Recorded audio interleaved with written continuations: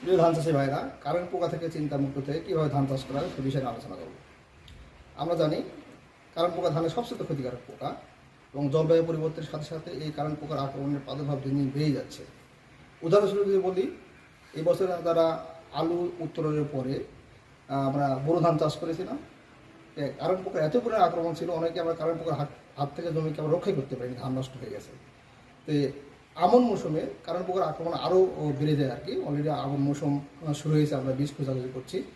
তো আমন মৌসুমে কারেন্ট পোকার আক্রমণ সবচেয়ে বেশি হয় এবং কারেন্ট পোকা দমন করার জন্য আমরা আমন মৌসুমে ধানে 3 থেকে 4টি কীটনাশক স্প্রে করি, তারপর আমরা কন্ট্রোল করতে পারি না। অনেকে আছে 3 বা 4 ওষুধ দেওয়ার পরে কারেন্ট পোকা চিন্তা রাত্রে ঘুমই হয় না ভালো মতো। তো শুধুমাত্র একটা সিদ্ধান্ত আপনি সকল চিন্তা থেকে দূর করতে পারে, সিদ্ধান্ত হচ্ছে আপনাকে জাত পরিবর্তন করতে হবে। তো আমরা বায়োর ক্রপ সায়েন্স কোম্পানির অ্যারাইজ INH 1619 এই জাতটা যদি চাষ করি, তাহলে কারেন্ট পোকার আমার কোনো চিন্তা করতে হবে না, কারণ এই জাতটি হচ্ছে কারেন্ট পোকা প্রতিরোধী জাত। তো শুধু একটা ডিসিশন যে আপনি চেঞ্জ করেন, এই ডিসিশন আপনাকে এখনই নিতে হবে যে আমি জাত পরিবর্তন করে অন্যান্য উপসি জাত ধান বাদ দিয়ে শুধু বায়োর কোম্পানির অ্যারাইজ ব্র্যান্ডের অ্যারাইজ INH 1619 ধানটা চাষ করব।